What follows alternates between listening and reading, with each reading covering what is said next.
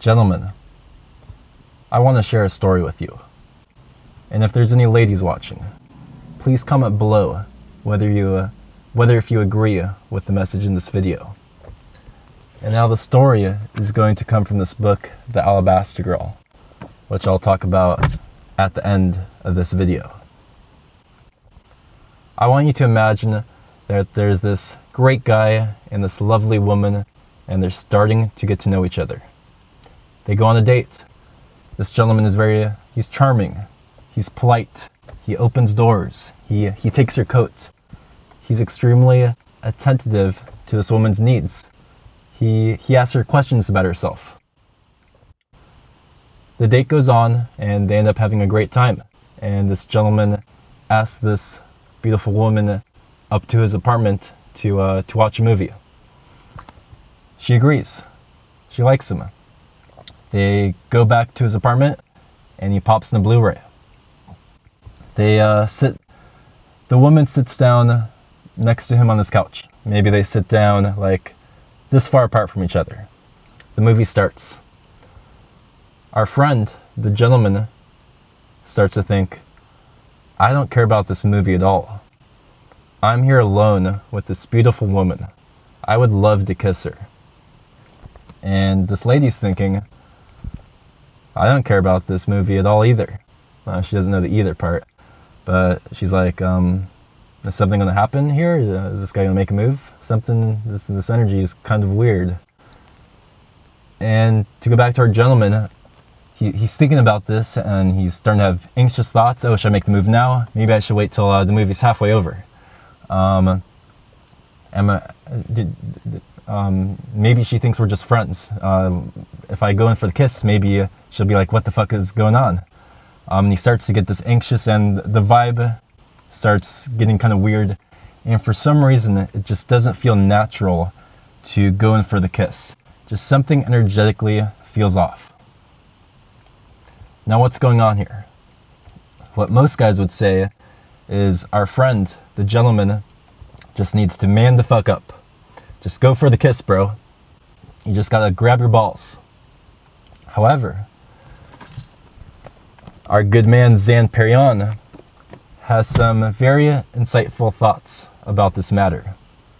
What Zan says is that it doesn't matter too much about what's happening in that stage where they're alone on the couch together after the date. What's really going on here is how our friend, this gentleman, has been interacting with this woman ever since he first got to know her. What Zan says is this gentleman, if it's not natural for him to go in for a kiss, for example, what's going on with this guy is that he's repressed his sexual nature with his interactions, not just with this woman, but with all women. He's dialed down his sexuality. It's not natural for him to be sexual. Here's what Zan's talking about. Let's go back to that date. During this date, our friend, he was very polite. He was very attentive. He was a good date, but there was nothing sexual about him. He never went, wow, you look absolutely beautiful today. I really love your dress. He never was touchy with her. He never, touched her on the arm, gave her a hug, and was sexual with his body language. He never had that playful look in his eye. That kind of just feisty look in his eye of desire. He never had this playful, flirty energy about him. He never created tension. His sexuality was dialed down.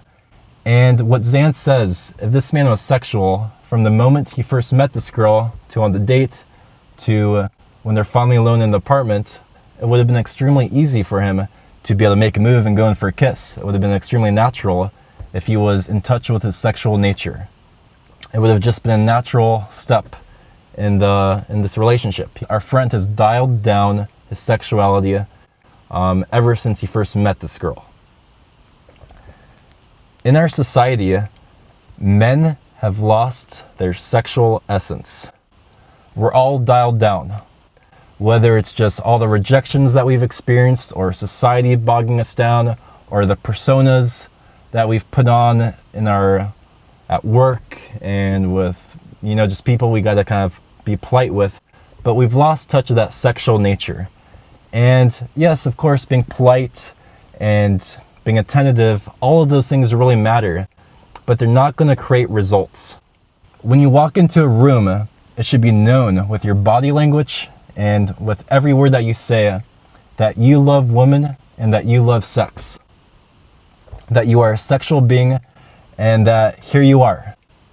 You love women, you have a playful smile on your face, and you love life. How many guys do you seriously know who has that spirit? Probably not too many. We're all hooked on porn. My whole generation is hooked on porn. When we see a beautiful woman, we can't even look her in the eyes. We have to look away. So my message in this video is women love a man who's in touch with his sexual energy, who doesn't dial it down, who doesn't repress it, but who's alive. Women love to be desired. They love that tension. They love sexuality. As men, we're failing. Just look at the guys on the internet. Like, there's lots of like anti-women guys. It's like, what's going on here? Like MG Toe. What happened to the spirit of love, the spirit of romance? I personally love women. I love sex. And it's like, where's that energy? Where's the energy of men? Women are craving for it. All right, so I got that story and really the message of this video from the book, The Alabaster Girl by Zan Perrion. Amazing book. If you want to improve at connecting with women, this is a must read for you. This book helped me so much. You know, maybe at least check out the reviews on Amazon. I actually met Zan Perrion in person. Awesome dude. He's all about love and respect, which brings me to how I'm going to conclude this video. I think I was a little too amped up about sexual energy earlier on in this video. What Zan talks about in the book is the most important thing is, you know, balance. Yes, a sexual energy is super important, but it must be balanced with grace. It must be balanced with kindness, with the utmost respect towards women, with love, with truth, with politeness. So don't take this video the wrong way and be like that super sexual creep, you know. It has to be balanced with grace. I hope you enjoyed the video. Please like, please comment. If you're new to my channel, please check out my other videos and consider subscribing. A big, big, big thank you to my Patreons. And if you like my videos, consider becoming a Patreon. I hope you have a good rest of your day, and peace out.